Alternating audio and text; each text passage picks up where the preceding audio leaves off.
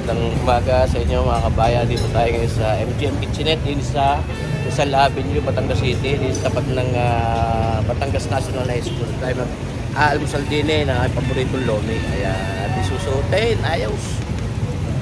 Itong MGM, ito yung 1982 pa. Ito na yung kinalakang kulasa ng lomi at mga gisado. Kaya ako dito lang nagpapabalik-balik palagi.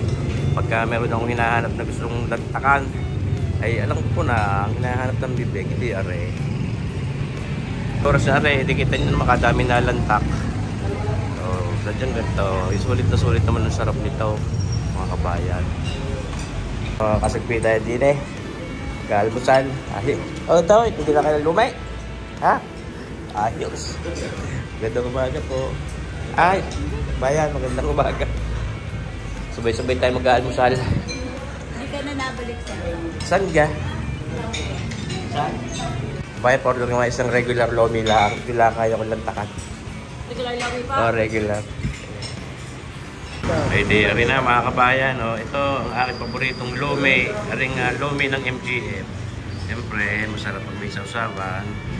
Ito ang aking takal na hiningi ay small bowl o pang regular, pero ang serving ay pang special. Oh, pinagulo. Dahil itong kikiam na ito, pag kayo umorder na regular, hindi ka makakatingin na rin kikiam na rin. Kaso marami ang special, hindi ko kaya kubusin.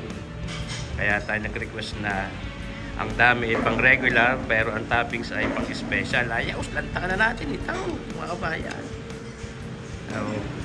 Sarap naman ito. Itong ating lomi ng MGM. Kagarning almusal ko eh. Ayos na ayos. Aba, parang may kakaiba ngayon din sa kanilang lomi.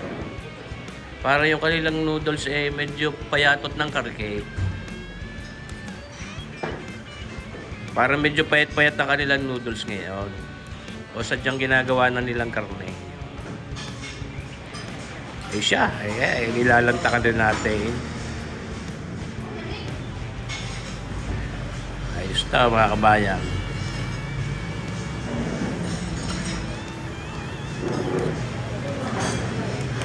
Siyempre, gusto kong i-shoutout itong may kanya nitong MGM Kitchenette na kaibigan ko rin, si Kabayang Kurt.